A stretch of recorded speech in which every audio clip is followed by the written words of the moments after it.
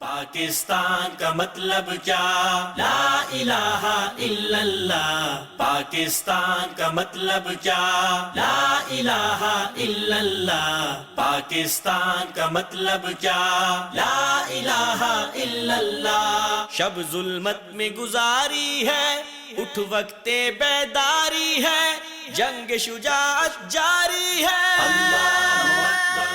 السلام علیکم ناظرین، امن عافیت اور دین و دنیا میں ترقی اور کامیابی کی بہت سی دعاؤں کے ساتھ میں ہوں آپ کا میزبان یوسف سراج۔ پروگرام ہے پیغام پاکستان اور ہمارے ساتھ تشریف رکھتے ہیں جناب ڈاکٹر محمد حماد لکھوی صاحب۔ ڈاکٹر صاحب، ایک پریس کانفرنس ہمارے وزیر خارجہ نے دبئی میں کی ہے، دو تین اس کے نکات بڑے اہم ہیں۔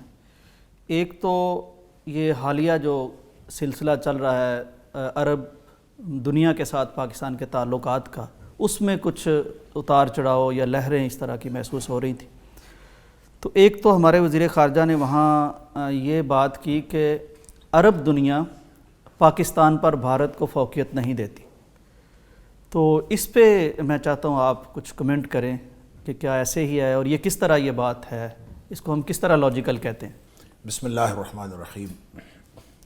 دیکھیں، اسرائیل کے حوالے سے یا پھر عربوں کے ساتھ پاکستان کے تعلقات کے حوالے سے بہت ساری کانسپریسی تھیوریز ہیں جو عوام کے اندر پائی جاتی ہیں، اور کہنا یہ چاہیے کہ اس کے پیچھے اصل میں جذباتیت جو ہے وہ موجود ہے۔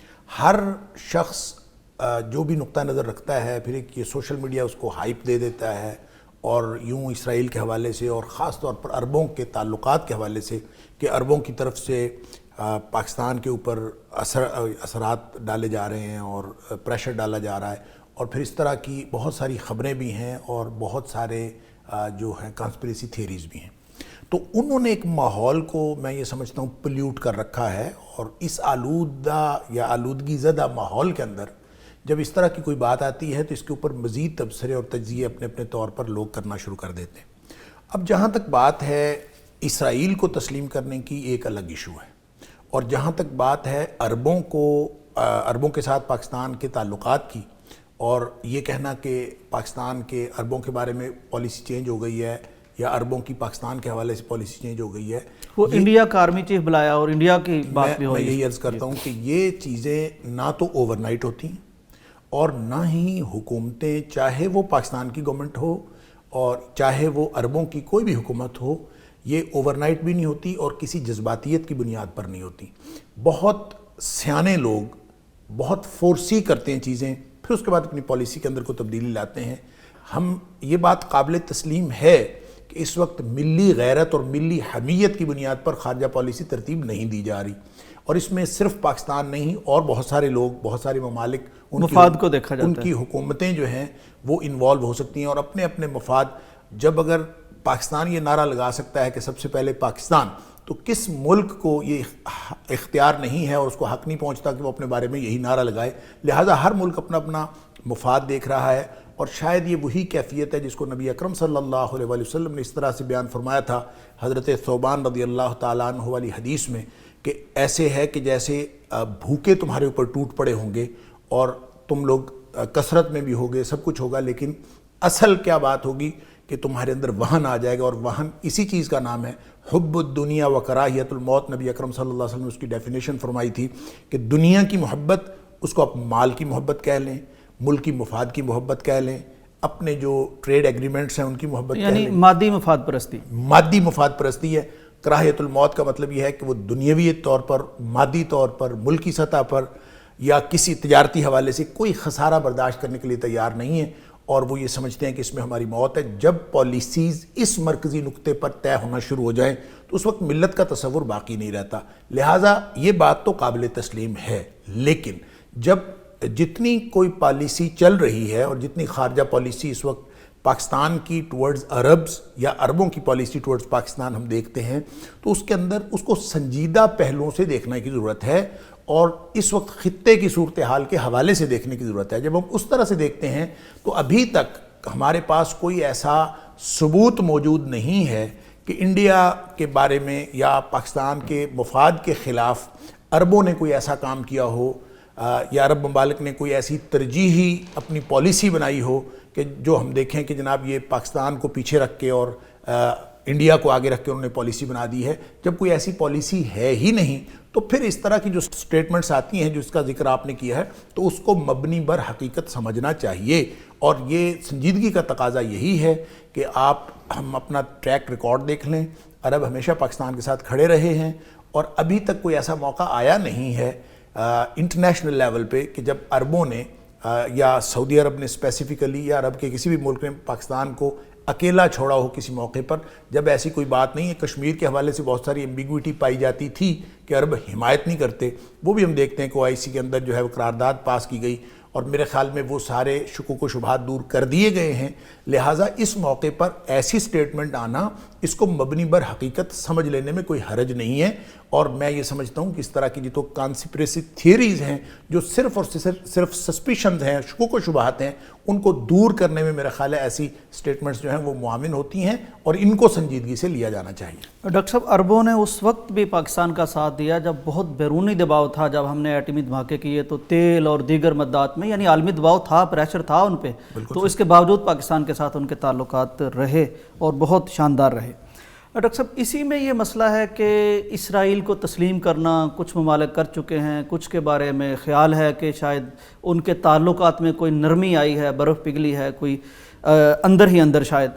اچھا, پاکستان آج تک بڑا واضح ہے اس معاملے میں, بڑی واضح اس کی سٹیٹمنٹ ہے کہ قائد اعظم نے جو اس خارجہ پالیسی اسرائیل کے حوالے سے رکھی آج بھی ہم اس پر قائم ہیں. اس پہ بڑی ڈیبیٹ بھی چل رہی ہے. حالیہ ایک مولانا شرانی صاحب کی بات بھی آئی ہے, تو دو رائے ہو گئی ہیں. اب کیا وے آؤٹ ہے پاکستان کے لیے؟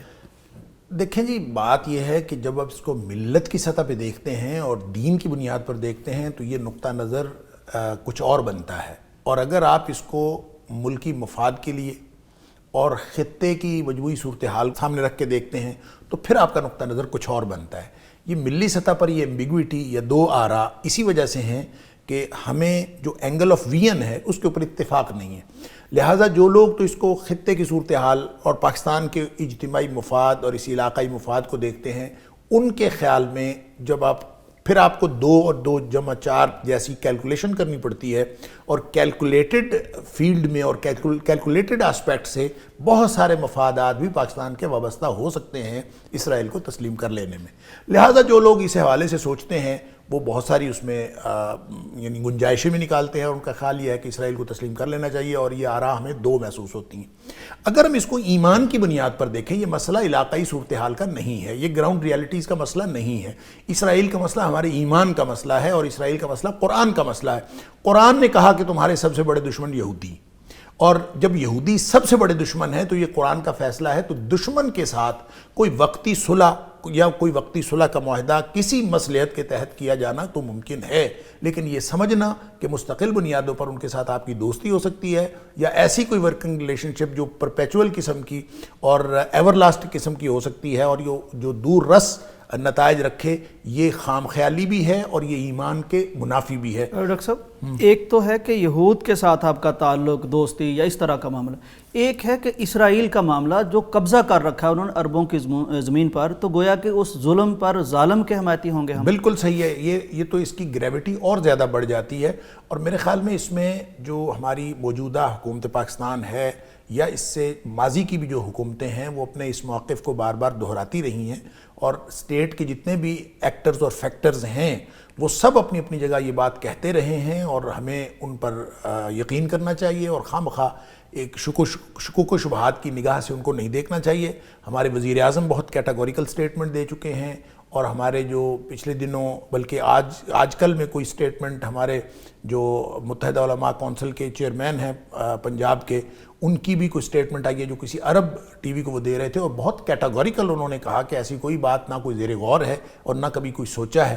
تو لہٰذا یہ کہنا کہ وزیر خارجہ نے بھی یہی بات, وزیر خارجہ کی یہ جو کیٹاگوریکل سٹیٹمنٹ ہے یہ بھی, اور ساری چیزیں جو ہیں سارے فیکٹرز اور سارے انڈیکیٹرز یہ بتا رہے ہیں کہ حکومت ڈٹرمنڈ ہے کہ ان کا تسلیم کرنے کا کوئی پروگرام نہیں ہے. تو ظاہر ہے کہ اگر یہ پھر بھی تسلیم کرتے ہیں تو ایک تو دینی حوالے سے اور ملی حوالے سے یہ جرم ہے اور دوسرا یہ جرم اس اعتبار سے بھی ہے جس کی طرف آپ نے اشارہ کیا تو وہ تو ایک قبضہ گروپ ہے. اس کو مذہبی حوالے سے نہ بھی دیکھیں تو پوری دنیا میں مہذب دنیا جو اپنے آپ کو مہذب کہتی ہے وہ اگر اپنے نارمز کے تحت اور جمہوری ریاستیں اپنی جمہوریت کے تحت اور جو جدید اخلاقیات کے بانی جو ہیں وہ اپنی اخلاقیات کے تحت بھی دیکھیں تو کسی بھی ایسی انسانی سوچ اور فکر کی سطح پر وہ جائز نہیں ہے. تو ایسی ایک ناجائز ریاست کو اور اس کے ناجائز قبضے کو جب تسلیم کیا جائے گا تو دنیا میں گویا ظلم کو رواج دینے اور ظلم کو تقویت دینے کے مترادف ہوگا. اس اعتبار سے یہ دوہرا جرم ہے. تو پاکستان کرے, کوئی عرب ملک کرے یا کوئی اور کرے تو اس جرم کے اندر شامل نہیں ہونا چاہیے. یہ کیٹیگوریکل سٹیٹمنٹ حکومت کی بھی ہے, سب کی ہے, اور ہم سمجھتے ہیں کہ وہ ہمیں یہ سمجھنا چاہیے کہ وہ اپنے موقف کے اندر سنسیئر ہیں جب تک کہ ادروائز پروو نہ ہو جائے. ایک دلیل دی جاتی ہے ڈاکٹر صاحب کہ یہ سرزمین پرانی آباء و اجداد کا, آپ تو قرآن کے ماشاءاللہ اسکالر ہیں, کہ یہ ارض یہود ہے, یہاں انہیں قرآن نے داخلے کا حکم دیا, تو چونکہ ایک پرانی صدیوں سے ان کی تھی تو اب بھی ان کی ہونی چاہیے. یہ اصول ٹھیک؟ دیکھیں یہ اصول تو تاریخی طور پر بھی ثابت نہیں ہوتا. اگر آپ میں تاریخ کا ادنا سا طالب علم ہونے کے ناطے عرض کروں کہ یہ تاریخی طور پر ان کا یہ موقف ثابت نہیں ہوتا. پاکستان کے اندر بھی بہت سارے اسکالرز ہیں جو تاریخی طور پر ایک مغالطے اور غلط فہمی کا شکار ہیں کہ شاید یہ اوریجنلی ان کی زمین تھی. اب دیکھیں حضرت عمر فاروق رضی اللہ تعالیٰ عنہ نے جب ان کے ساتھ معاہدہ کیا ہے تو وہ معاہدہ یہود کے ساتھ نہیں تھا, وہ معاہدہ نصارہ کے ساتھ تھا. اوریجنل باشندوں کو جن کی ملکیت تسلیم کی گئی وہ نصارہ تھے, نہ کہ یہود تھے. لہٰذا اس بنیاد پر بھی دیکھیں یہود کو تو وہاں سے نکالا گیا تھا. اس لیے جب کبھی بھی انہوں نے قبضہ کیا ہے تو ناجائز ہی قبضہ کیا ہے, اور مسلمانوں کا یہ قبلہ اول ہے. اور مسلمانوں کے آپ اگر تاریخ میں بھی دیکھتے ہیں تو جو یہود اپنے آپ کو یہود کہتے ہیں, جب یہ حضرت موسیٰ علیہ السلام کی شریعت میں جاتے ہیں تو اس وقت کے مسلمان ہی یہی تھے. یہودیت تو انہوں نے بعد میں خود سے ایجاد کی ہے, جو یعنی ایک گروہ ایک نئی اپنی ڈائمنشن لے کے ایک نئے دین کی طرح ڈال کے اس کو وہ یہودیت کہتے ہیں. اسی سے پھر آگے صہیونیت نکلی ہے جو اس وقت پوری دنیا میں قبضے کا خواب دیکھ رہے ہیں. وہ اصل میں اوریجنل یہودیت بھی نہیں ہے, وہ تو صہیونیت ہے. اور صہیونیت جو ہے جس کو کہتے ہیں زائونسٹ, اور زائونسٹ جو ہیں ان کو جو آرتھوڈاکس یہودی ہے وہ بھی ان کو یہودی نہیں مانتا, اور یہ ان کی آپس کی چپکرش بھی موجود ہے. لہٰذا آپ جب تاریخ کو دیکھتے ہیں تو ہمیشہ وہاں پہ حق مسلمانوں کا ہی تھا, چاہے وہ تاریخ کے وہ مسلمان ہوں جو حضرت موسیٰ علیہ السلام کے دور میں تھے, اور چاہے وہ مسلمان ہوں جو نبی اکرم صلی اللہ علیہ وسلم کے دور کے تھے, اور چاہے وہ مسلمان ہوں جو حضرت عمر فاروق رضی اللہ تعالیٰ عنہ کے دور کے تھے, اور چاہے آج کے مسلمان ہوں. حق وہاں پہ مسلمانوں کا ہے, اور فلسطین والے جو لوگ ہیں وہ وہاں کے اوریجنل باشندے ہیں, انہی کا حق ہے. لہٰذا دنیاوی طور پر اور ملکیت اور قبضے کے حوالے سے جو دنیا کے اور مادی دنیا کے قانونی اصول ہیں ان کو بھی سامنے رکھا جائے تو فلسطینیوں کا حق ہے. اور اگر آپ دینی اعتبار سے اور قرآنی لٹریچر کے اعتبار سے دیکھتے ہیں اور قرآن کی بتائی ہوئی تاریخ کے اعتبار سے دیکھتے ہیں تو بھی یہ مسلمانوں کا ہی حق ہے اور یہ مسلمانوں کا قبلہ اول ہے. اس لیے یہ کہنا کہ یہ ان کا کسی طور پہ بھی حق بنتا ہے, ایسا تو کچھ نہیں ہے تو قبضہ. اب ظالم کے ساتھ اگر آپ کھڑے ہو جائیں گے تو ظاہر ہے پھر کل کلا آپ نے اللہ کو کیا جواب دینا وہ تیار رکھنا چاہیے. ڈاکٹر صاحب اگر یہ اصول چل نکلے کہ پرانی کس کی جگہ تھی تو پھر تو میرا خیال ہے پوری دنیا کا حلیہ بدلنا پڑے گا. مطلب بہت سے لوگ جو آج یہاں ہیں مسلمان, یہ کہاں جائیں گے؟ یورپ میں جو لوگ بیٹھے ہیں یہ یورپ ان کا تو نہیں تھا, امریکہ کن کا تھا؟ یہ تو ایک عجیب و غریب دلیل ہے. وہی میں عرض کرتا ہوں کہ اس کو تاریخی طور پر اگر کھنگالنا شروع کر دیں تو ایک وقت تھا, مثلاً آپ صرف بہت دور نہ جائیں, آپ 1947 سے پہلے چلے جائیں تو 1947 میں سے پہلے پاکستان نہیں تھا, تو پاکستان ہندوستان کا حصہ تھا. اگر آج اسی کلیم کو لے کر آپ کھڑے ہو جائیں اور ملک کی کوئی عدالت, دنیا کی کوئی عدالت جو ہے اس کو تسلیم کرے گی کیا کہ یہ جناب ہندوستان کا اس کے اوپر حق ہے؟ جب دو ملک الگ الگ ہو گئے تو اب ظاہر ہے کہ اس کی ملکیت کی تاریخ 1947 سے شروع ہوتی ہے اور اس سے پچھلی کسی بات کو دلیل نہیں بنایا جا سکتا. لہٰذا تاریخی طور پر حوالہ اور ایویڈنس کے لیے بھی کچھ مسلمہ اصول ہیں, ان اصولوں کو سامنے رکھا جائے گا تو پھر آپ اس کی قبضے اور ملکیت کی بات کر سکتے ہیں. بالکل. ناظرین بریک کا وقت ہے, واپس آتے ہیں. پاکستان کا مطلب کیا؟ لا الہ الا اللہ. شب ظلمت میں گزاری ہے, اٹھ وقت بیداری ہے, جنگ شجاعت جاری ہے. اللہ اکبر. پاکستان کا مطلب کیا؟ لا الہ الا اللہ. شب ظلمت میں گزاری ہے, اٹھ وقت بیداری ہے, جنگ شجاعت جاری ہے. ناظرین ویلکم بیک ٹو پیغام پاکستان. اور ڈاکٹر صاحب ایک بہت پرانا مرض ہے پاکستان کا, جتنا زیادہ ویسے ایک تو نہیں ہے, کئی مرض ہیں، کئی امراض ہیں، لیکن یہ بڑا بنیادی مرض ہے. چونکہ آپ اسلامک اسکالر ہیں تو آپ کو اندازہ ہے کہ سود کی شناخت کتنی ہے اور کتنا گمبھیر مسئلہ ہے اور کتنی وعید ہے اس میں ہمارے لٹریچر میں اور ہمارے اسلام میں.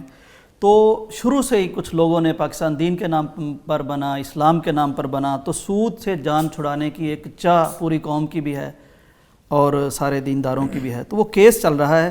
اب یہ خبر ہے کہ پھر وقت لے رہے ہیں اٹارنی جنرل، حکومت، ریاست، یہ وفاقی شرعی عدالت سے اس کیس کا تاکہ فیصلہ نہ ہو التوا کی کوشش کی ہے، اور جج نے کہا کہ بھائی آپ یا تو جواب دینا ہی نہیں چاہتے، متعلقہ فریق سارے آئیں تاکہ اس کیس کے حل کی طرف بڑھا جائے. اب دیکھیں جی، جہاں تک ربا یا سود کی بات ہے تو اس کے بارے میں قرآن، نبی اکرم صلی اللہ علیہ وسلم کی احادیث بالکل واضح اور کلیئر ہیں کہ یہ بہت بڑا گناہ ہے، اور اتنا بڑا گناہ ہے کہ جو ادنیٰ ترین درجے کا جو سود ہے اس کا گناہ بھی اتنا ہے جیسے کوئی شخص اپنی ماں کے ساتھ بدکاری کرے. اور 1 درہم نبی اکرم صلی اللہ علیہ وسلم فرمایا سود کھانا وہ ایسے ہے کہ جو جیسے 36 دفعہ بدکاری کرنے سے زیادہ بڑا گناہ ہے. یعنی آپ ان کو گناہوں کی فہرست میں یوں لگتے ہیں کہ یہ اس کو سب سے بڑی کیٹیگری سمجھ لیں گناہ کی، اکبر الکبائر قسم کا گناہ ہے. جیسے قرآن نے اس کو ایک اصطلاح کے تحت بیان کر کے میرا خیال ہے ساری بحث ختم کر دی ہے کہ یہ اللہ اور اس کے رسول صلی اللہ علیہ وسلم کے خلاف جنگ ہے. اب جب یہ جنگ ہے تو اللہ اور اس کے رسول صلی اللہ علیہ وسلم کے خلاف کوئی مسلمان ملک یا مسلمانوں کا کوئی گروہ یا کوئی مسلمان انڈیویجول فرد، وہ اگر اللہ اور اس کے رسول صلی اللہ علیہ وسلم کے خلاف جنگ لڑ رہا ہو تو اس کو مسلمان کس طرح سے کہا جا سکتا ہے؟ لہٰذا یہ بڑا ہی گمبھیر اور بہت ہی اہم مسئلہ ہے. اور جیسے آپ نے کہا کہ بہت بڑا اور پرانا مرض ہے، تو اس مرض کو تو اس کا علاج تو ایز سون ایز پاسبل ہونا چاہیے تھا. لیکن ہماری بدقسمتی یہ ہے کہ پاکستان میں 1973 کے جو آئین کے اندر یہ بات رکھی گئی تھی کہ پاکستان میں جتنے بھی آئین غیر اسلامی ہیں، یہ اسلام سے مطابقت نہیں رکھتے، تو ان کو with the passage of time اسلامی بنایا جائے گا، کیونکہ قرآن و سنت جو ہے اس ملک کا سپریم لا تھا. اب اس کو اسلامائز کرنے کے لیے یا اس کو مانیٹرنگ کے لیے جو 2 ادارے بنائے گئے تھے، ایک اسلامی نظریاتی کونسل اور ایک وفاقی شرعی عدالت. اب یہ اندازہ کریں کہ وفاقی شرعی عدالت کا کوئی فیصلہ ہو یا پھر اسلامی نظریاتی کونسل کی کوئی رپورٹ ہو، اس کو حکومت سنجیدگی سے کتنا لیتی ہے، اور ماضی کی حکومتیں ان کے فیصلے اور رپورٹس کو کتنی جگہ دیتی رہی ہیں اور قانون سازی کتنی کہ اس کے مطابق ہوتی رہی ہے، یہ ایک الگ المناک داستان ہے. لیکن آپ یہ دیکھیے کہ اس سے بڑا المیہ کیا ہوگا کہ 18 سال سے یہ کیس فیڈرل شریعت کورٹ کے اندر یہ زیر التوا ہے، اور اب بھی حکومت جو ہے اس کو مزید ملتوی کرنے کی استدعا کر رہی ہے. خبر یہ ہے کہ اٹارنی جنرل نے جج صاحب سے یہ درخواست کی، عدالت سے یہ درخواست کی ہے کہ اس کو مزید ملتوی کر دیا جائے. اب کبھی کسی ایک طرف سے، کبھی اسٹیٹ بینک کی طرف سے آ جاتا ہے کہ ملتوی کر دیا جائے، کبھی ڈیفینیشن کا مسئلہ کر دیا جاتا ہے کہ جناب ربا کی ڈیفینیشن کیا ہے، کیا انٹرسٹ ربا کی ڈیفینیشن میں آتا ہے کہ نہیں آتا، سود، ربا، انٹرسٹ اور جتنے اس طرح کے الفاظ ہیں کیا وہ سارے مترادف ہیں. کوئی نہ کوئی ایسا بہانہ بنا کے التوا بھی ہفتوں اور مہینوں کا نہیں بلکہ سالوں اور دہائیوں کا ہے. اندازہ کیجئے کہ 2002 سے یہ کیس پینڈنگ ہے، اور جس ملک کی سب سے بڑی شرعی عدالت جو ہے وہ اس طرح کے ایک جرم کو اور اس طرح کے ایک گناہ کو، جس کو قرآن نے کیٹاگوریکلی اللہ اور اس کے رسول صلی اللہ علیہ وسلم کے خلاف جنگ قرار دیا ہے، اس کے خلاف فیصلہ نہ دے سکے، تو اس ملک کو آپ کس قدر جو ہے وہ اسلامی اصولوں کے مطابق اور ریاست مدینہ کے تحت اور یعنی کس طرح کے ہمارے نعرے ہیں اور اسلامی جمہوریہ پاکستان ہے، تو اس کے اندر اسلام کی کیا حالت ہے آپ اس کا اندازہ کر سکتے ہیں. یہ تو اللہ کا شکر ہم کریں کہ جو 1973 کا ایک آئین ہے اس کے اندر جو انیشیلی اور بنیادی طور پر اس کے اندر کتاب و سنت کو سپریم لا کہا گیا ہے. یہ وجہ ہے کہ ہم اپنے ملک کو اسلامی مانتے بھی ہیں، اور یہ ملک اسلامی ملک ہے کیونکہ اس کا دستور اسلامی ہے. رہ گئی بات یہ کہ ان کے قوانین اور ان کے قوانین کی امپلیمنٹیشن اور اس کے اندر کتنا اسلام کا کمپوننٹ موجود ہے، اس کو تو ہم دیکھیں تو مایوسیاں ہی مایوسیاں ہیں، اس کے علاوہ کچھ نہیں ہے. لہٰذا میرے خیال میں اس حکومت کو بھی ہوش کے ناخن لینے چاہیے، اور آج کا جو موجودہ اٹارنی جنرل ہے اس کو بھی. آپ یہ تو دیکھیں یوسف صاحب، اس کا یہ پہلو کتنا خوفناک ہے اور ہمارے ایک منافقانہ طرز عمل کو ظاہر کرتا ہے کہ ماضی کی جتنی 2002 سے لے کر 18 سال ہو گئے اور آج تک کس پارٹی کی حکومت نہیں رہی اور یہی رویہ ہے. یعنی سب نے یہی رویہ اختیار کیا. اس کا مطلب ہے من حیث المجموع ساری کی ساری جو سیاسی پارٹیاں ہیں وہ بھی جس کی حکومت آئی ہے وہ سارے بنیادی طور پر اللہ اور اس کے رسول صلی اللہ علیہ وسلم کے خلاف جنگ کرنے کے لیے تیار ہیں. رونا ہم روتے ہیں ہماری معیشت ٹھیک نہیں ہوتی, رونا ہم روتے ہیں ہمارا ملک جو ہے وہ سٹیبل نہیں ہوتا, فلاں چیز خراب ہوگی, فلاں چیز خراب ہوگی. جو ملک اسلام کا دعویٰ کر کے, اسلام کا نعرہ لگا کر, اور جس کے دستور کے اندر یہ لکھا ہے کہ قرآن و سنت سپریم لا ہوگا, وہاں قرآن کی اتنی واضح انجنکشن جو ہے, اتنی واضح تعلیم جو ہے, اس کے خلاف آپ کی وفاقی شرعی عدالت فیصلہ نہیں کر پاتی, اور آپ اس کو فیصلہ کرنے نہیں دے رہے. بنیادی طور پر ڈیلینگ ٹیکٹکس جو ہے وہ یوز کر رہے ہیں, اور وہ ڈیلے بھی اتنا کہ دہائیاں گزرتی جا رہی ہیں. تو میرا خیال ہے ہوش کے ناخن لینے چاہیے. کل کلا ہمیں اللہ کے سامنے بھی جواب دینا ہے.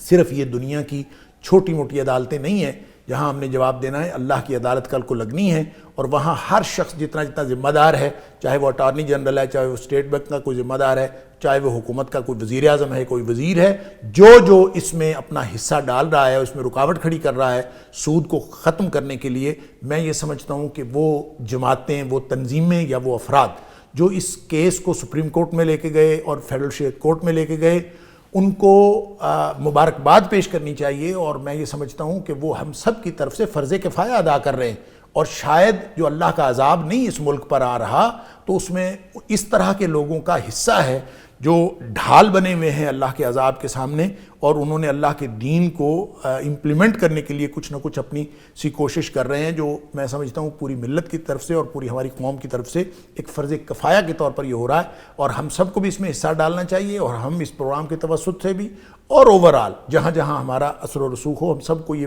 سوچ ڈیولپ کرنی چاہیے, اور حکومتی حلقوں میں بھی اور ریاستی جتنے بھی ادارے ہیں ان میں بھی اپنا یہ اثر و رسوخ ہمیں ڈالنا چاہیے, اور پوری طرح ہمیں یہ بات کنوے کرنی چاہیے کہ اس طرح کے رویے کو آپ جتنی جلدی ہو سکے بدلیں, کیونکہ یہ رویہ دنیا میں بھی رسوائی کا باعث ہے, اور دنیا میں بھی ہمیں ناکامیوں کی طرف لے جا رہا ہے, اور اخروی طور پر تو یہ ناکامیوں والا رویہ ہے ہی صحیح. اللہ تعالی ہم سب کو دنیا اور آخرت کی ناکامیوں سے بچائے. آمین. ایک طرف ڈاکٹر صاحب ہمیں شکوہ ہے عدالت سے کہ ہمیں انصاف نہیں ملتا, دوسری طرف عدالت بلا کے انصاف دینا چاہتی ہے, ہم ہاتھ جوڑتے ہیں اور التجا کرتے ہیں کہ انصاف نہ دیا جائے, ہمیں ڈیٹ دے دی جائے. اصل میں انصاف میں بھی پک اینڈ چوز ہے نا, لوگ جو ہے انصاف لینے والے بھی وہ اپنی مرضی کا انصاف لینا چاہتے ہیں, اور جہاں اپنی مرضی سے کا انصاف نہ ملتا ہو اور اپنی مرضی کا فیصلہ ہونے کا امکان نہ ہو, وہاں پہ پھر ڈیلینگ ٹیکٹکس استعمال کی جاتی ہیں. اور اس کی ایک سب سے بڑی مثال یہی ہے کہ آپ دیکھیں جو ہم اللہ اور اس کے رسول صلی اللہ علیہ وسلم کے اس حکم کو نہیں مان سکتے, اور اس کو ہم عدالت میں پروو نہیں کر سکتے, اور عدالت کے ہم نے ہاتھ گویا باندھے ہوئے ہیں اپنے قانونی ان چھوٹے چھوٹے جو مفادات ہیں یا ان قانونی نکات کی وجہ سے کہ عدالت فیصلہ نہ کر پائے, اور وہ نہیں کر پائی, اور چاہنے کے باوجود نہیں کر پائی. تو میرا خیال ہے یہ تو ہماری یعنی منافقت کی انتہا ہے. ڈاکٹر صاحب وجہ کیا ہے, ہم کیوں, یعنی یہ ایک واضح حکم ہے, قرآن کی آیتیں ہیں, نبی صلی اللہ علیہ وسلم کا فرمان ہے, بڑی بنیادی بات ہے, اتنی سخت شناعت ہے کہ والدہ کے ساتھ نعوذ باللہ کوئی جیسے ریلیشن یا تعلقات قائم کرے, زنا کرے, اتنا بڑا, ہم دنیا سے ڈرتے ہیں, اللہ سے نہیں ڈرتے؟ نہیں, میرا خیال ہے دنیا سے ڈرنا تھوڑا سا اگلا نقطہ ہے. ہم شاید دنیا چاہتے ہیں, دنیاوی مفاد چاہتے ہیں, ہماری ترجیح میں آخرت نہیں ہے. گناہ ہے, اتنا بڑا گناہ ہے, 36 دفعہ بدکاری سے بڑا گناہ ہے, ماں کے ساتھ بدکاری سے بڑا گناہ ہے, یا جس بھی طرح کے یہ جتنی وعیدیں ہیں ان سب کا تعلق اخروی زندگی کے ساتھ ہے. اگر ہم آخرت پہ ایمان رکھتے ہوں, اگر ہمیں آخرت کی جواب دہی کا خوف ہو, تو پھر تو یہ مسئلہ ہی ختم ہو جائے. پھر تو ایک لمحے میں تبدیلی بھی آ سکتی ہے, اور ایک لمحے میں وہ شخص جو رکاوٹ بنے کھڑا ہے اس کی رکاوٹ اسی وقت دور ہو جائے گی اگر اس کے دل میں اللہ کے سامنے جواب دہی کا خوف ہو. قرآن کہتا ہے وَأَمَّا مَنْ خَافَ مَقَامَ رَبِّهِ وَنَهَى النَّفْسَ عَنِ الْهَوَىٰ, جس کے دل میں اللہ کے سامنے کھڑے ہونے کا خوف آ جاتا ہے, اس کا لازمی نتیجہ یہ نکلتا ہے کہ پھر اپنی خواہش کے مطابق نہیں کھڑا ہوتا, پھر وہ اللہ کے خوف کے مطابق کھڑا ہوتا ہے. تو جب یہ ہماری ترجیح ہی نہیں ہے, آخرت پہ ہمارا ایمان ہی نہیں ہے, تو یہ بات اصل میں ہمارے آخرت پر عدم ایمان یا کم از کم کمزوری ایمان کی علامت ہے کہ ہم اخروی زندگی کا کوئی فائدہ, اخروی زندگی کی کوئی چیز, اس کو ہم ترجیح بنانے میں ناکام رہے ہیں. ہم صرف دنیا کی چیز, دنیا کی جو نظر آنے والے مادی مفادات ہیں, ان کے لیے ہم اللہ تعالیٰ کی تعلیمات اور اللہ کے رسول صلی اللہ علیہ وسلم کی تعلیمات کے خلاف کھڑے ہونے تک کو گناہ نہیں سمجھتے. اصل میں یہ دنیاوی مادی مفاد کی بات ہے, اور یہ وہی بات ہے جو میں پہلے عرض کر رہا تھا کہ حب الدنیا و کراہیت الموت, ہر شخص نے دنیاوی مفاد سامنے رکھا ہوا ہے. وہ چاہے فرد ہے, چاہے گروہ ہے اور چاہے کوئی جماعت ہے, اور وہ پھر دوسری طرح اپنی موت کو وہ اپنی موت سمجھتا ہے اور اس سے ڈرتا ہے, اور وہ یہ سمجھتا ہے کہ میں نے یہ فائدہ لینا ہے. اصل میں یہ وہ مفادات ہیں, اور یہ رویہ میں یہ سمجھتا ہوں آرگینک نہیں ہے. ہم نے رویہ جو ہے وہ انیشیٹ نہیں کیا. ہر شخص کی خواہش تو ہے, لیکن اوورآل جب ہم ماحول دیکھتے ہیں قوموں کی زندگی میں اس گلوبل ولیج کے اندر, تو یہ رویہ اس وقت سکہ رائج الوقت ہے. اور مغربی تہذیب نے جس فکر کو پروان چڑھایا ہے وہ ہے ہی نظریہ افادیت پسندی. جہاں سے مفاد نظر آتا ہے وہ پالیسی آپ رکھیں. تو اصل مسئلہ میرا خیال ہے ڈرنے نہ ڈرنے سے کہیں زیادہ مفاد کے حصول کا ہے. تو جس میں انسان مفاد سمجھتا ہے اس کو کرتا ہے. تو خاص طور پہ یہ جو ربا کی بات ہے, اس کا تعلق تو مالیات کے ساتھ ہے. انسان کج فکر ہے, کوتاہ فہم ہے, یہ بہت شارٹ سائٹڈ ہے, تھوڑا سا دیکھتا ہے اور اس کے مطابق پلاننگ کر لیتا ہے. تو ڈاکٹر صاحب, جاپان وہ ملک ہے جس نے سود کی شرح زیرو کر دی ہے. بڑے سارے ممالک ہیں جو اس تجربے تک پہنچ چکے ہیں کہ سود سے معیشت تباہ ہوتی ہے, برباد ہوتی ہے, اس سے کوئی اچھا اثر نہیں ہوتا. یہ سامنے کی باتیں, تو اب بھی ہمیں سمجھ نہیں آ رہی. ظاہر سی بات ہے کہ ہم یا تو دیکھیں ہم ہائیبرڈ سسٹم لے کے چل رہے ہیں. ہم نہ تو پیور امیٹیٹ کر رہے ہیں ان کو کہ ہم اگر جاپان کی نقل کر رہے ہوں یا ان ملکوں کی نقل کر رہے ہوں تو کم از کم ہم ان کے نقش قدم پر چل کے پوری دنیا میں سود کی شرح کم ہو رہی ہے, گھٹ رہی ہے, ہم یہاں پہ بڑھا رہے ہیں. اب دیکھیں پچھلی گورنمنٹ نے یہ والی گورنمنٹ جب آئی ہے تو انہوں نے سود کی شرح اتنی زیادہ کر دی کہ پوری دنیا سے لوگوں نے اپنا پیسہ نکال کے یہاں رکھا ہوا ہے, اور رکھ کے وہ صرف اپنے سود کھا رہے ہیں. اور اس میں شاید انیشیٹو تو یہ تھا کہ لوگ جو ہے سرمایہ پاکستان میں آئے گا, لیکن اس سے کہیں زیادہ جب آپ 12-13% سود دے رہے ہیں تو کتنا زیادہ آپ کو اس کو پے بیک کرنا پڑ رہا ہے. تو اس کا اثر پازیٹیو ہونے کی بجائے نیگیٹو ہوا. پھر ہم دیکھتے ہیں کہ 2-3 سٹیپس میں ان کو شرح سود کم کرنی پڑی ہے. تو اس کا مطلب یہ ہے کہ دنیاوی کیلکولیشن میں اور دنیا کی معیشت کی کیلکولیشن میں بھی شرح سود کی کمی اور اس کو خاتمہ وہ معیشت کے لیے بہتر ہے. اور یہ تو اب گویا دنیا کے جو معیشت دان ہیں وہ بھی اس نتیجے پہ پہنچ گئے ہیں. تو ہم اللہ اور اس کے رسول صلی اللہ علیہ وسلم کی بات نہیں مانتے تو کم از کم ان کی بات ہی مان لیں کہ ہم اپنے ملک میں شرح سود جو ہے وہ زیرو کر لیں. اصل میں شرح سود زیرو کرنے سے میں یہ سمجھتا ہوں ذاتی طور پر کہ وہ فوائد جو اللہ کی طرف سے برکت اور اللہ کی حکم سمجھ کے ماننا, اللہ کا حکم سمجھ کے جب مانا جائے گا تو اس میں جو برکت ہے, اس کے جو فیوز و برکات ہیں وہ حاصل نہیں کیے جا سکتے. دنیاوی معیشت دانوں کی جو کیلکولیشن ہے اس کو سامنے رکھ کے آپ زیرو بھی کر دیں تو آپ ان چیزوں کو حاصل نہیں کر سکتے. دیکھیں دنیا میں ہر چیز جو ہے وہ کسی نہ کسی موٹیو کے تحت کی جاتی ہے. جب آپ اور بعض اوقات وہ موٹیو وہ مقصد حاصل ہوتا ہے اور بعض اوقات نہیں ہوتا. جب آپ اللہ کی مرضی اور اللہ کو حکم سمجھ کے کریں گے تو اس کو اللہ کی رضا تو لازماً آپ حاصل کر لیتے ہیں, دنیاوی طور پر آپ کو فائدہ ہو یا نقصان ہو. اس لیے ربا کے بارے میں دنیا کی معیشت کو سامنے رکھنے کی بجائے اللہ اور اس کے رسول صلی اللہ علیہ وسلم کے حکم کو سامنے رکھنا چاہیے اور اس کو فی الفور ختم کر دینا چاہیے. اگر کوئی ایسی ٹیکنیکل مجبوری ہے تو مجبوری میں, یہ مجبوریاں نہیں ہوتی کہ آپ 18 سال جو ہے مقدمے کا فیصلہ تک نہ ہونے دیں تاکہ آپ کو خاتمہ نہ کرنا پڑ جائے.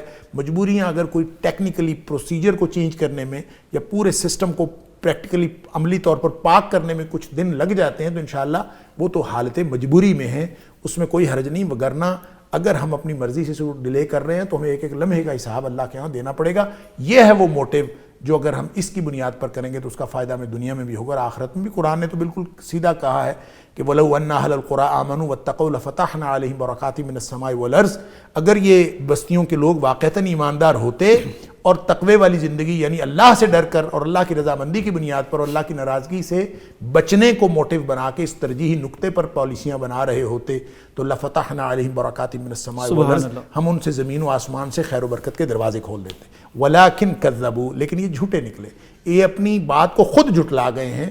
اور انہوں نے یہ چونکہ یہ اپنے کلیم کے خلاف ان کا عمل ہے, کہتے ہیں مسلمان ہیں, کہتے ہیں کتاب و سنت ہے, کرتے اس کے خلاف ہیں, اس لیے اللہ کا قرآن یہ کہتا ہے فَأَخَذْنَاهُمْ بِمَا كَانُوا يَكْسِبُونَ. یہ جو پکڑے پڑے ہیں نا, یہ اپنے کرتوتوں کے سبب پکڑے پڑے ہیں. آج اگر اپنے عمل کو سیدھا کر لیں تو اللہ کی طرف سے رحمتوں کا, برکتوں کا, سعادتوں کا نزول اب بھی ہو سکتا ہے. بے شک. ناظرین, آپ نے دیکھا کہ صدیوں پہلے رسول مکرم صلی اللہ علیہ وسلم نے دنیا کو بتایا تھا کہ سود پر کوئی معیشت اگر کھڑی ہوگی تو اس کا انجام تباہی اور رسوائی ہے. آج دنیا, جدید دنیا بھی اسی نتیجے تک پہنچ گئی کہ شرح سود کو صفر کر کے ہی ملک اور معاشرے ترقی کرتے ہیں.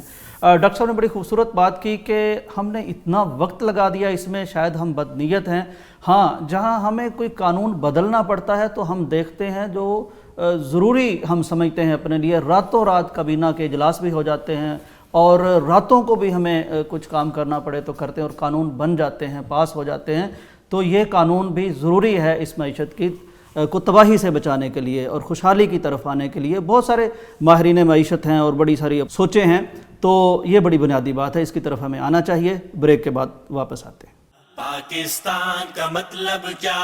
لا الہ الا اللہ. شب ظلمت میں گزاری ہے، اٹھ وقت بیداری ہے، جنگ شجاعت جاری ہے. اللہ اکبر. پاکستان کا مطلب کیا؟ لا الہ الا اللہ. شب ظلمت میں گزاری ہے، اٹھ وقت بیداری ہے، جنگ شجاعت جاری ہے. اللہ اکبر. ناظرین، ویلکم بیک ٹو پیغام پاکستان. ڈاکٹر صاحب، یہ ایک سینٹنس ہے، ایک جملہ ہے لاہور ہائی کورٹ کے جج کا. یہ قاسم خان صاحب ہیں. مجھے یہ جملہ یوں لگتا ہے جیسے کوئی ہمیں آئینہ دکھا دے. میرا خیال ہے یہ کہا تو حکمرانوں کے لیے گیا ہے، لیکن ہم سب اس میں شریک اور شامل ہیں اور ہم سب اپنی اپنی سطح پہ حکمران بھی ہیں اور ہمیں دیکھنا چاہیے. جملہ یہ ہے کہ ریاست مدینہ کا نعرہ لگانا آسان ہے، نمود و نمائش سے کام نہیں چلے گا. یہ کام کچھ اور سنجیدہ تقاضے کرتا ہے. اصل میں کیس تھا کہ وہ سائبر کرائم کے حوالے سے گستاخانہ مواد انٹرنیٹ پر پڑا ہے، سوشل میڈیا پر پڑا ہے، تو اس کو ہٹایا نہیں جا رہا. اسی طرح کے معاملات ہیں جیسے یہ سود کی بات ہوئی. تو جج نے یہ کہا ہے کہ آپ نے نام تو لیا ریاست مدینہ کا، لیکن آپ نمود و نمائش سے ریاست مدینہ تو نہیں بنتی. تو یہ بڑی ایک شاندار انہوں نے بات کی ہے. دیکھیں، نبی اکرم صلی اللہ علیہ وسلم کا فرمان، ابھی جو ہم سود کے حوالے سے بات کر رہے تھے، تو ریاست مدینہ میں تو یہ ہوا اور پوری دنیا نے دیکھا کہ نبی اکرم صلی اللہ علیہ وسلم نے فرمایا کہ جو جاہلیت کا سود ہے وہ میرے قدموں کے نیچے رکھا. اللہ اکبر. اور بالکل آپ نے اس کو یکسر، یا جیسے کہتے ہیں نا، بیک جنبش قلم ختم کیا. بے شک.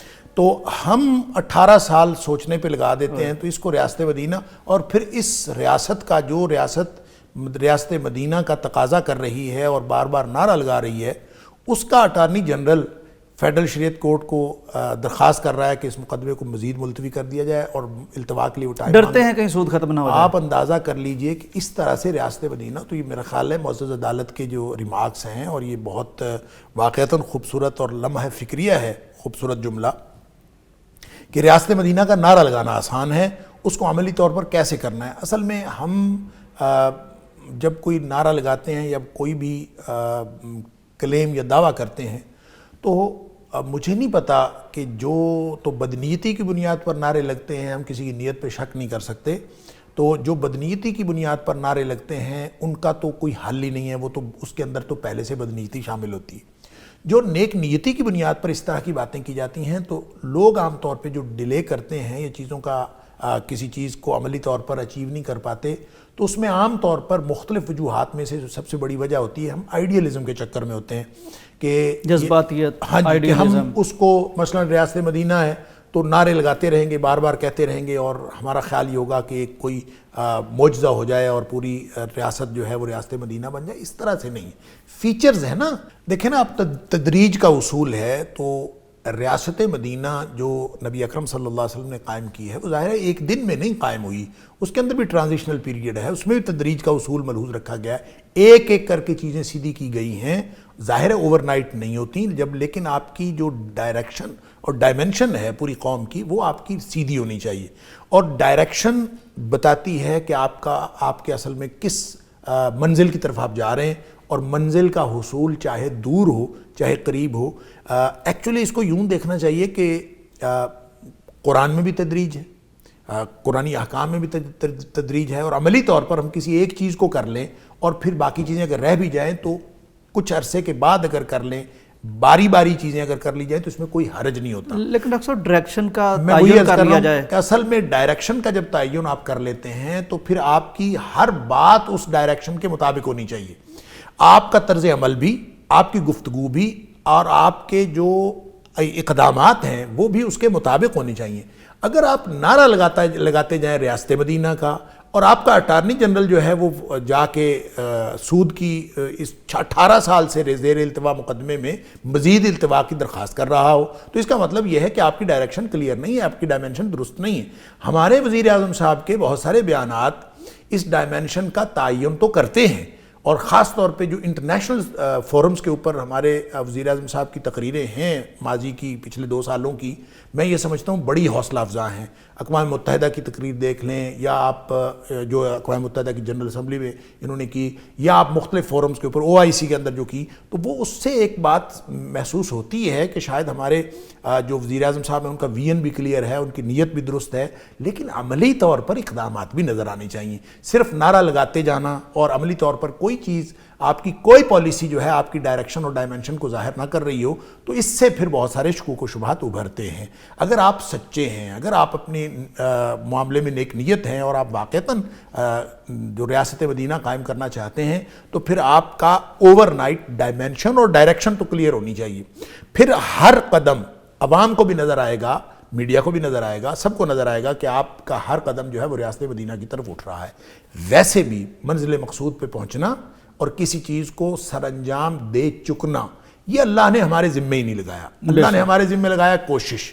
تو وہ جو ڈائمنشن اور ڈائریکشن سیدھی کرنے کی بات ہے، اس کو آپ کوشش ہی سمجھیں، آپ سیدھی طرف ایک قدم اٹھائیں، منزل مقصود پہ پہنچانا اللہ کا کام ہے۔ جو اللہ تعالیٰ نے قرآن میں فرمایا ہے کہ لیس للانسان الا ما سعی، کہ انسان کے لیے وہی کچھ ہے جس کی وہ کوشش کرتا ہے۔ تو اگر ہماری حکومت، اگر ہمارے وزیر اعظم صاحب واقعتاً سنجیدہ ہیں، تو میرے خیال میں ان کو کوشش کر کے عملی اقدامات دکھانے چاہیے، اور اتنا بڑا ریاست کا ستون عدلیہ، ان کے کسی ایک معزز جج کو اس طرح کے ریمارکس پاس نہ کرنے پڑیں کہ وہ یہ کہے کہ ریاست مدینہ کا نعرہ لگانا آسان ہے اور اس کے عملی طور پر کرنا جو ہے وہ بہت نمود و نمائش جو ہے وہ اور چیز ہے، اور عملی طور پر کرنا اور چیز ہے۔ اس طرح میں نہیں سمجھتا کہ اگر کسی ملک کی، کسی قوم کی ڈائمنشن درست ہو تو اتنا بڑا ریاستی جو ستون ہے وہ اس طرح کی سٹیٹمنٹ دے۔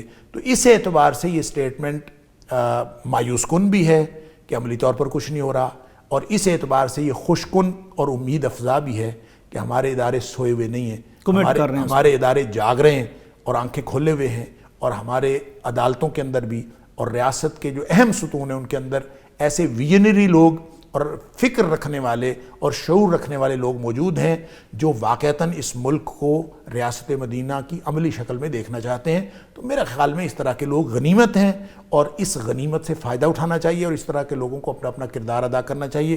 اگر ایک جج بھی اپنے فیصلوں کے ذریعے سے وہ ریاست مدینہ جیسے فیصلے کرنا شروع کر دیتا ہے، تو میں یہ سمجھتا ہوں کہ اس کا یہ کنٹریبیوشن ایسے ہی ہوگا جیسے اس نے پوری ملک میں ریاست مدینہ جیسا نظام رائج کر دیا۔ اگر ہم استاد ہیں تو ہم اپنے ادارے کے اندر اس طرح کا کام کرنا شروع کر دیں، تو یہ ہمارے ذمے یہی ہے کہ ہم اپنے اپنے ایریا آف جورسڈکشن کے اندر ریاست مدینہ جیسا کردار ادا کریں، امت محمدیہ ہونے کا صلی اللہ علیہ وسلم ثبوت پیش کریں۔ تو میرے خیال میں اگر ہم سب سچے امتی بن جائیں گے، اور ایک ایک انڈیویجول کا کردار سچے امتی کا کردار ہوگا، صرف حکومت کی بات نہیں ہے۔ آپ کاروباری ہیں تو آپ لوگوں کے ساتھ دھوکہ، فراڈ چھوڑ دیں، لوگوں کے ساتھ جھوٹ بولنا چھوڑ دیں، کاروبار نیک نیتی اور بالکل دیانتداری کے اوپر اپنا کاروبار کا پورا سسٹم استوار کر لیں، تو آپ کنٹریبیوٹ کریں گے ٹورڈز ریاست مدینہ۔ لہٰذا یہ ایک کلیکٹیو ایفرٹ ہے، اور ہر فرد ہے ملت کے مقدر کا ستارہ۔ جب اس طرح سے سب لوگ جو ہیں وہ اپنا اپنا حصہ ڈالنا شروع کر دیں گے، تو پھر ریاست مدینہ بن جائے گی انشاءاللہ، اور اس میں اتنی ہی ذمہ داری وزیر اعظم کی ہے جتنی ذمہ داری عام انڈیویجول کی ہے۔ سب کو چاہیے کہ وہ اپنے آپ کو صحیح کریں، بس فرق اتنا ہے کہ وزیر اعظم کی درست اور راست اقدام کا جو امپیکٹ ہے پوری قوم پہ وہ پوری قوم پہ پڑتا ہے، اور انڈیویجول کا اتنا امپیکٹ نہیں ہوتا، وگرنہ ذمہ دار سب ہیں۔ ڈاکٹر صاحب، یہ اسپیسیفک ایک ایریا ہے، یعنی گوگل سرچ، سوشل میڈیا، وہ جج صاحب نے فرمایا کہ آپ نے PUBG جو گیم تھی ایک، اس پہ پابندی لگا دی، تو اس کا مطلب ہے کہ آپ روک سکتے ہیں نبی صلی اللہ علیہ وسلم کے خلاف نازیبا جو چیزیں نیٹ پہ موجود ہیں، اور جس سے دل آزاری ہوتی ہے مسلمانوں کی، اور جو مطلب ایک سائل عدالت میں چلا گیا جی یہ ہٹائیں، مطلب اس میں تو اتنی ایفرٹ نہیں لگتی ہے ان کے، کوئی حکم دے دیں، سائبر کرائم والوں کو بھی بلایا، یہ چیزیں تو انہیں ہٹا دینی چاہیے۔ اچھا، یہ مجھے نہیں پتا ٹیکنیکلی یہ کس حد تک پاسبل ہے اور کس حد تک نہیں ہے۔ لیکن یہ تو عملی طور پر ہم نے دیکھ لیا ہے کہ بہت ساری ویب سائٹس پر یہ پابندی لگاتے ہیں اور پورے ملک میں لگ جاتی ہے. حتیٰ کہ جو بہت پاپولر ویب سائٹس ہیں جن تک پہنچنا کوئی بہت لوگوں کے لیے مشکل نہیں ہے, ان پر بھی جب یہ پابندی لگاتے ہیں تو پھر پورے ملک میں کوئی ان کو ایکسیس نہیں کر سکتا. جب ایسی چیزیں پاسبل ہیں تو پھر واقعی یہ لمحہ فکریہ ہے اور ٹھیک کمنٹ ہے جج صاحب کا کہ پھر آپ کم از کم اتنا کام بھی نہیں کر سکتے کہ آپ اس سے جو ایسا قابل اعتراض مواد ہے وہ ویب سائٹ سے ہٹوا دیں یا کم از کم ان کو بلاک کر دیں کہ پاکستان میں وہ اوپن ہی نہ ہو. اور ظاہر ہے کہ پاکستان میں دیکھتا ہوں جتنا مجھے ٹیکنیکلی سمجھ ہے, لوگوں کو وی پی این یوز کرنے پڑتے ہیں بہت ساری ویب سائٹس کو ایکسیس کرنے کے لیے. تو اس کا مطلب ہے بہت ساری ویب سائٹس گورنمنٹ نے بلاک کی ہوئی ہیں, تو اس کا مطلب ہے بلاک کیے جا سکتے ہیں, تو آپ ان کو بھی بلاک کر دیں, اس طرح کا مواد بلاک کر دیں. اور اگر جو بھی ذمہ داران ہیں, میں یہ سمجھتا ہوں کہ یہ کمنٹس جو کسی خاص معاملے میں اور جو قابل اعتراض مواد کے حوالے سے کہے گئے ہیں تو یقیناً متعلقہ اداروں تک بھی پہنچے ہوں گے اور ذمہ داران تک بھی پہنچے ہوں گے. ہم بھی جو بات کر رہے ہیں اللہ کرے یہ ذمہ داران تک پہنچیں تو واقعتاً ان کو کوئی نہ کوئی اپنی لائلٹی اور اپنی وفاداری شو کرنی پڑے گی, ورنہ تو پھر یہ بیان تو محض جھوٹ ہے نا. اگر کوئی بھی شخص کہہ رہا ہے, وہ چاہے وزیر اعظم ہے اور چاہے کسی ادارے کا ذمہ دار ہے, تو اگر وہ اپنے اقدامات کو عملی طور پر درست نہیں کرتا اور ریاست مدینہ کے مطابق بنانے کی کوشش نہیں کرتا تو پھر ان کی نیک نیتی کے اوپر بہرحال سوال اٹھتے ہیں. ڈاکٹر صاحب, یہ ناقابل یعنی کہ ایک غیر اخلاقی مواد اور اس طرح کی چیزیں, اس حوالے سے ایک مجھے کیس یاد آ گیا, مشیگن امریکہ کی ریاست میں ہوا. وہ ہم آپ جیسے اسکالر سے سنتے ہیں کہ جب حیا آدمی میں نہ رہے تو پھر اس کی بے حیائی کی کوئی حد نہیں رہتی.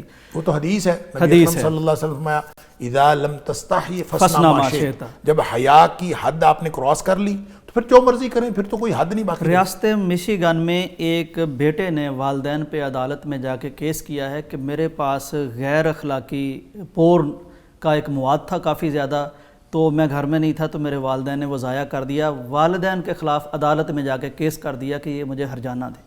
یہ کیسی تہذیب پیدا ہوئی ہے مغرب میں. انا للہ و انا الیہ راجعون.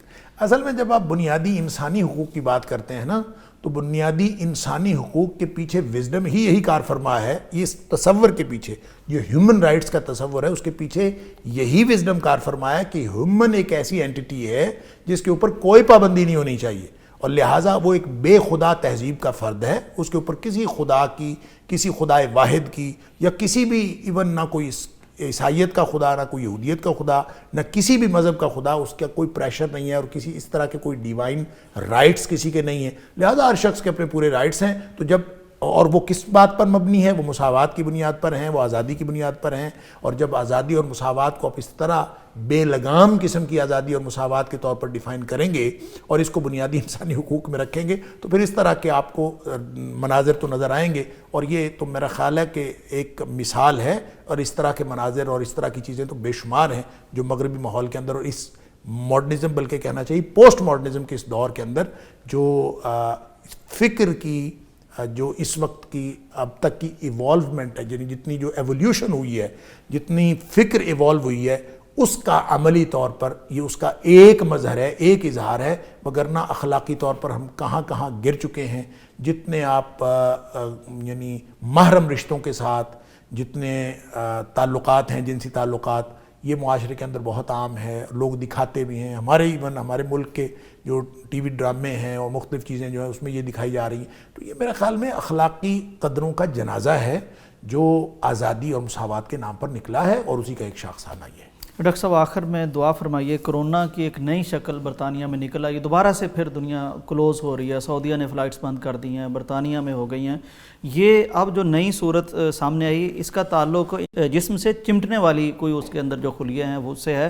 یہ 70% زیادہ تیزی سے پھیل رہی ہے. یہ ایک دوبارہ نئی لہر ہے. دعا کیجیے اللہ تعالیٰ مخلوق پر آسانی فرمائے. دعا تو کرنی بھی چاہیے اور ہم کر بھی رہے ہیں. اللہ تعالیٰ پوری دنیا کو اس وبا سے محفوظ رکھے, اور خاص طور پہ ہمارے ملک کو بھی اور تمام ملت اسلامیہ کو, آمین, بلکہ ساری دنیا کو اللہ تعالیٰ محفوظ رکھے. لیکن مسئلہ اس میں یہ ہے جو سوچنے کی بات ہے. میں یہ بات پہلے بھی کئی پروگرامز کے اندر کر چکا ہوں, اور میں اس کو اب شاید وقت نہیں ہے اس کو تفصیل سے کرنے کا, ہم پھر کسی اور پروگرام میں اس پہ بات کریں گے انشاءاللہ. لیکن اختصار کے ساتھ میں جو بات کرنا چاہتا ہوں وہ یہ کہ مادی دنیا میں اور فزیکل سائنسز کی دنیا میں اب یہ وبا یا اس طرح کی وبائیں یا جو بھی نئی ریسرچ آ رہی ہے, ہمارے پاس اس کا کوئی توڑ نہیں ہے. بہت ساری کانسپریسی تھیوریز ہیں, بہت سارے سازشی نظریات پریویل کر رہے ہیں, کس نے کی ہے, فلاں نے شروع کی ہے, اس کے پیچھے بہت بڑے مقاصد کار فرما ہیں, فلاں ہیں. میں یہ کہتا ہوں کہ مقاصد کار فرما ہوں چاہے نہ ہوں, کوئی کانسپریسی تھیوری صحیح ہو یا غلط ہو, ایک بات تو ہے, اس فزیکل سائنسز کے میدان میں ان چیزوں کا مقابلہ کیا جانا ممکن نہیں. ہار گئے. جب یہ ممکن نہیں ہے تو پھر کوئی ایسی چیز ڈھونڈنی چاہیے. کیا اس کا کوئی علاج ہے؟ یس.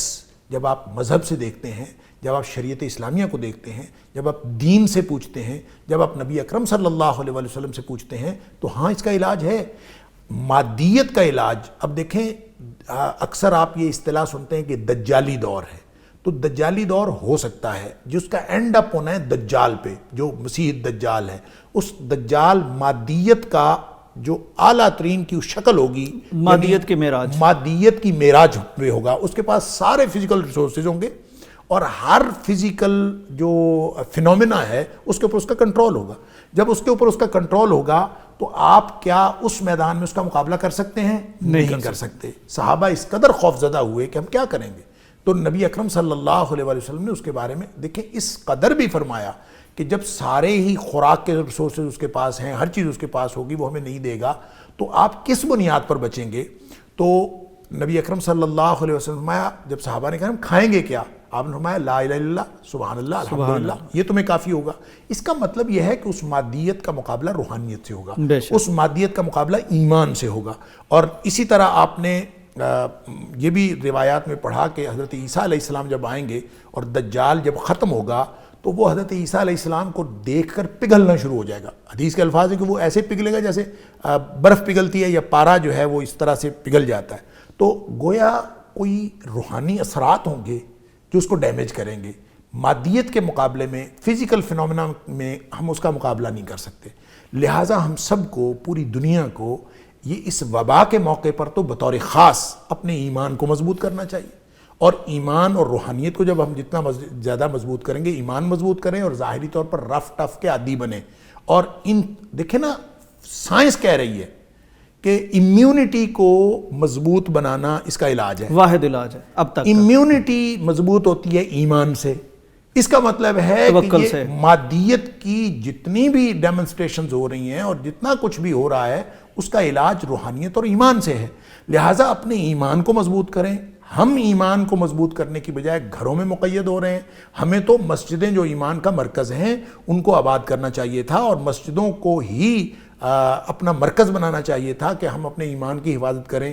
اور پھر پوری دنیا میں جب ہم ایمان کے حوالے سے دیکھتے ہیں گلوبل لیول پہ, تو ہمارے ایمان کا مرکز حرمین ہے. نبی اکرم صلی اللہ علیہ وسلم کا فرمان ہے کہ قرب قیامت ایمان سمٹ کے حجاز میں آ جائے گا, یا آپ نے فرمایا مدینہ طیبہ میں آ جائے گا. جس طرح سے سانپ جو ہے وہ اپنے سمٹ کے اپنی کچلی میں چلا جاتا ہے اور اپنے بل میں چلا جاتا ہے, اس طرح سے سمٹ کے آ جائے گا. تو اس کا مطلب یہ ہے کہ ہمیں اپنے ایمان کو بوسٹ کرنے کے لیے حرمین کے ساتھ بھی رابطہ رکھنا چاہیے.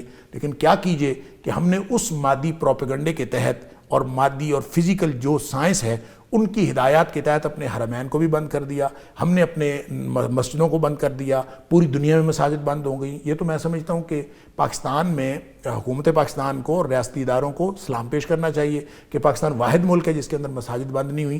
بہرحال اس میں بھی صف بندی کے حوالے سے کچھ چیزیں تو چینج ہوئیں, لیکن الحمدللہ جاری رہا کام. یہاں مساجد کھلی رہیں. اور پھر ہمارے وزیر اعظم کا بڑا حوصلہ افزا بیان آیا کہ مساجد سے کرونا بالکل نہیں پھیلا. میں یہ سمجھتا ہوں اس کو ایمان کی حد تک لینا چاہیے, اور ان کو یہ ایمان بوسٹنگ انسٹیٹیوشن ہے, اور ایسے سارے اقدامات حکومتی سطح پہ ہونے چاہیے کہ قوم کا مورال بلند ہو, قوم کی امیونٹی بھی اس سے بہتر ہوگی, قوم کا ایمان بہتر ہو, اور ان کا ایمان بہتر ہوگا تو انشاءاللہ ہم مادیت کے خلاف جنگ کے لیے تیار ہوں گے. وہ چھوٹی چھوٹی وبائیں ہوں یا دجالیت کا وہ سب سے بڑا استعارہ ہو, کوئی بھی چیز ہمارے سامنے ہے تو اس کے لیے ہمیں تیار رہنا چاہیے. اپنی قوم کو بھی تیار کرنا چاہیے, اپنے بچوں کو بھی تیار کرنا چاہیے. کیوں نہیں ہم اس علاج کی طرف جاتے جو دنیا کی احتیاطیں, فزیکل احتیاطیں آپ کریں, لیکن اپنے ایمان کو مضبوط کرنے کی وہ چیزیں.